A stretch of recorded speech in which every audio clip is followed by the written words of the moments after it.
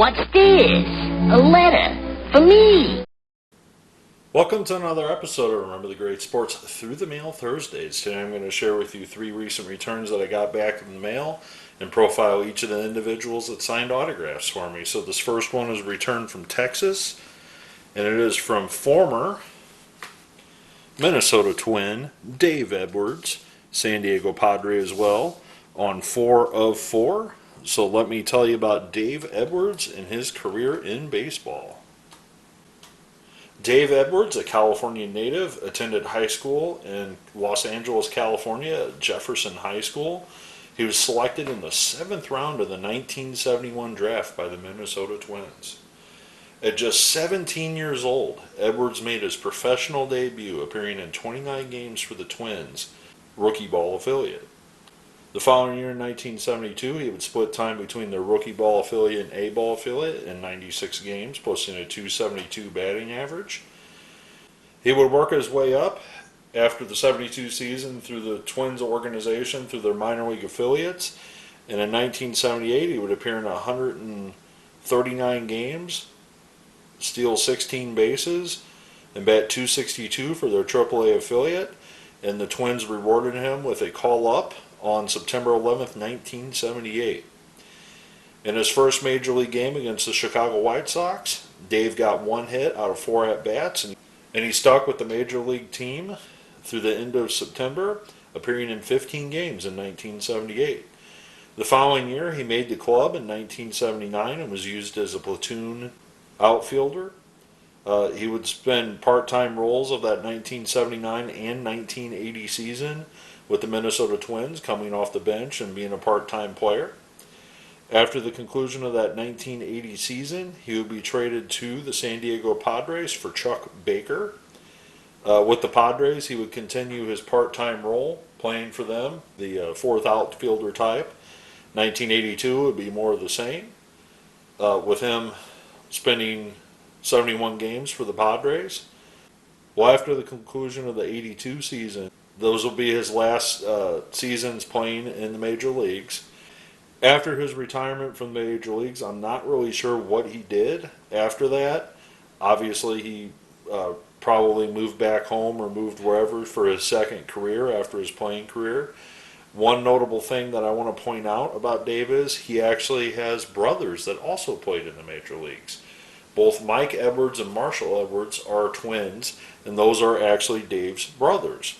So in total, Dave spent 5 years in the major leagues, appearing in 321 games, most of them with the Minnesota Twins, 1 extra year with the Twins over the Padres. And over that time period, he had a total .238 batting average. So very, very happy to add Dave to the collection. I'm not really sure if his brothers Mike or Marshall signed through the mail, but I definitely would love to get autographs from all 3 of those guys, because that would be a heck of a nice collection to have all the brothers of the Edwards family to have autographs from. Not a lot of people know the Edwards family. It's kind of a under the radar family that played in baseball, so that's why I want to bring light to Dave at least and his brothers, and hopefully maybe in the future I'll get some autographs from his brothers and profile each of them as well. So we'll move on to the next return. Alright, so this next one is postmarked from Michigan. It is indeed former Detroit Tiger, Kansas City Royal, also San Francisco Giant, Pat Sheridan on 4 of 4. So let me tell you about Michigan native Pat Sheridan and his time in baseball. Pat Sheridan grew up in Michigan. He attended Wayne Memorial High School in Wayne, Michigan, and he was selected in the 36th round by the Cincinnati Reds in the 1976 draft out of high school. Pat decided not to sign with the Reds and instead enrolled at Eastern Michigan University, where he would play on their baseball program. While at Eastern Michigan University, Sheridan was selected to the All-Mid-American Conference team as a center fielder in 1979. He still to this day holds a lot of the records at his former high school and college. He was then selected by the Kansas City Royals in the 1979 draft in the 3rd round out of Eastern Michigan. Well, with the Royals, he was assigned to their single affiliate, where he appeared in 67 games after the draft in 1979. He moved up the ladder to the next year to Double-A, appearing in 117 games, posting a .323 batting average between the single and Double-A stops. The following year in 81, he was moved up to Triple-A, where he repeated with a .298 batting average, playing the outfield for their Triple-A affiliate, and in 1981, he made his Major League debut on September 16th, 1981. At 23 years old, he made his debut as a defensive replacement. He would only appear in 3 games total, getting 1 at-bat and 0 hits in that 1981 season. When 1982 rolled around, he would appear in just 41 games as an injury precluded him from doing a lot more than 41 games that year in 82. He would bounce back in 1983, and he would appear in 20 games before being called up to the 83 Royals team, where he would finish out the year appearing in 109 games, posting a .270 batting average and 7 home runs for the club in 83. Well, in 1984, he would appear in 138 games, basically being the starter in the outfield for the Royals that year, hitting 8 home runs, batting .283. 1985 rolled around, and he would split time with Darryl Motley playing the outfield. He would just appear in 78 games on that 85 team, but he would be part of the eventual World Series champions of that 85 team. However, in 1986, him and Darryl Motley were competing for the same position in the outfield, and the Royals chose to go with Darryl Motley and gave Pat Sheridan his release. Well, Sheridan didn't stay unemployed long. He decided to sign with the Detroit Tigers. In 1986 with the Tigers, he would appear in 98 games, playing the outfield for them, posting a .237 batting average. The following year in 87, Pat would be moved to the primary starting outfielder for the Tigers, where he would post a .259 batting average and hit 6 home runs. By 1988, the starting role was still his, and he responded in 127 games and in a career-high 11 home runs and batting .254. 1989 rolled around. He started the year with Detroit. However, they decided to trade him on June 16, 1989, to the San Francisco Giants for Tracy Jones. He would finish out the year with the Giants, appearing in 70 games, posting a .205 batting average. After that 89 season, the Giants decided to let him go, and the Kansas City Royals brought him back on a minor league deal. However, they decided to release him at the beginning of spring training. He instead signed with the Chicago Cubs and was assigned to their AAA affiliate, where he would appear in just 23 games that year for the Cubs in AAA. After that 1990 season, the Cubs would grant him his release, and he would then sign in 1991 with the New York Yankees. Pat spent just 21 games in the minor leagues for the Yankees that year, however got his call back to the major leagues, to the American League, playing for the Yankees at the age of 33, appearing in 62 games, posting a .204 batting average. After that year with the Yankees released him from his contract, and Pat did not play in the major leagues again. So the left-handed hitting outfielder Pat Sheridan wound up playing 9 years in the big leagues. He split the most time between the Kansas City Royals and Detroit Tigers, with also a season in San Fran and New York. In that time, he appeared in 876 games. Again, he was kind of like the fourth outfielder some seasons, but he was also the starting outfielder as well, posting a lifetime .253 batting average. I'm not really sure what Pat did post-playing career, but one thing I do want to point out with this 87 tops, that's the brown bordered card right here. I remember pulling that card, not that exact card, but that card out of a pack when I was a kid, and there were 2 reasons that I liked that card. Pretty obvious. Number one is he's signing autographs at Tiger Stadium on that card, or that could be, that looks like Tiger Stadium, but he's signing autographs along by one of the outfield lines or by the bullpen there, or excuse me, the dugout. But the second reason I like that card is he's wearing glasses, and as somebody growing up that's always worn glasses, I always would look at cards and say, hey, cool, that's a major league player wearing glasses. So that's part of the reason I really like that 87 tops. 1, because of the autograph signing that he's doing, and 2, the glasses that he's wearing. So I had to get that one signed when I sent it to him. I specifically sought that card out in my collection to send to him when I wrote Pat. So thank you very much, Mr. Sheridan. I will always cherish these cards, especially that 1987 Topps, and we'll move on to the last return. All right, so this final one, and you're going to recognize this card because I've gotten them signed in the past. And I showed this card a couple months ago when I did the video with Gene Roof, but I got a return from another card out of that set, and that is a return from former Cardinal minor leaguer George Bjorkman, or Bjorkman. I'm not really sure if you pronounce the J or not, but I think you do. I think it's Bjorkman.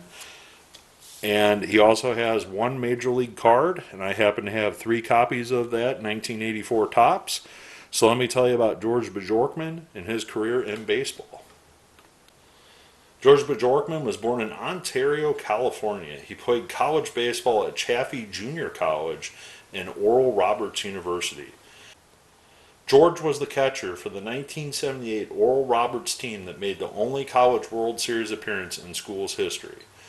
He hit his 16th and 17th home run of that season on the day the team clinched the berth in the NCAA Midwest Regional Playoff. The team advanced past that Midwest Regional to the College World Series, but was eliminated after 3 games, but Bjorkman hit 5 for 11 and scored 4 runs during that series. Well, the St. Louis Cardinals took notice and selected George in the 4th round of the 1978 draft. He was playing for the Cardinals organization rookie and Class A affiliate that year, where he hit a combined 259 and 10 home runs in 58 games. He stayed in the Cardinals minor league system until he was drafted in the Rule 5 draft by the Giants. The Giants, however, decided to return George to the Cardinals that following April. With the AA Springfield Redbirds, George had his best professional season in 1981. He hit 28 home runs in 107 games that year, but his home run total was only half that the next year when he moved to Louisville, which is right there. So he moved to Louisville the following year, but his home runs were not 28 home runs. It was just cut in half. After that 82 season, the Cardinals would bring him back to spring training, and right before spring training, he was packaged in a deal that sent him to the Houston Astros. Well, the Astros placed him in their minor league affiliate in 1983. He spent time between their AA and AAA affiliate, and he was rewarded with his time in the minor leagues because he was called up on July 10th, 1983. Well, in his first game, he collected his first hit and also his first RBI against the New York Mets, and he appeared, like I said, in 29 games with the club that year, splitting time between double, triple, and the majors. Well, despite having a strong showing, he went back to Houston Astros camp in 1984, and right before the season, this happened. This is almost like deja vu probably for George. He was traded in March of 1984 for the player to be named later in a deal that the Expos and Astros worked out on February 24th. So I could only imagine that 2 years in a row, George is gearing up thinking, hey, I'm going to, AAA, or I'm going to the big club, in the majors, and probably a week before the season starts, like, hey, George, pack your bags. You're going to a different team to start all over again. Well, unfortunately with the Expos did not call George up to the majors, and he appeared in 91 games in their AAA affiliate, posting some pretty solid numbers, behind the plate for them. And he would return to the Expos in 1985. However, he still would not get a call up to the major leagues, and he would actually split time between the Expos AAA affiliate and the Baltimore Orioles AAA affiliate. Well, after George finished that 85 season, he no longer played baseball. He decided to retire as a player, and he got into, according to his LinkedIn page, I found George, and he has been working in the medical field, specifically working with Medicaid since 1986. So George does live down in Texas to this day. He's moved around a little bit, probably for his job, his second job, I should say, and he actually included something really nice along with this, and very, very happy that he signed that 82 Cardinals card, Louisville Redbirds card, but he also wrote me a nice note on the back of my letter, and it said, "Thanks for the nice note, Joel. My pleasure to autograph your cards. Best wishes for success on your collection. I hope you get a lot, it looks like, of autographs back. Best regards, George." So thank you very much, George, for writing that awesome note. I'm going to keep this in my collection forever and ever. And I'm very, very happy, like I said, to do your profile. Hopefully maybe you see this sometime, because I'm super pumped to get that 82 Louisville card back. I also want to thank Mr. Edwards for signing his cards for me as well. You know, like I said, Dave's a guy that maybe some of you guys may not know. I also want to thank Pat Sheridan for signing his cards, especially that 87 Topps that I was talking about earlier in the video. I want to thank you for taking the time to watch this video. I look forward to your comments below, and as always, happy collecting.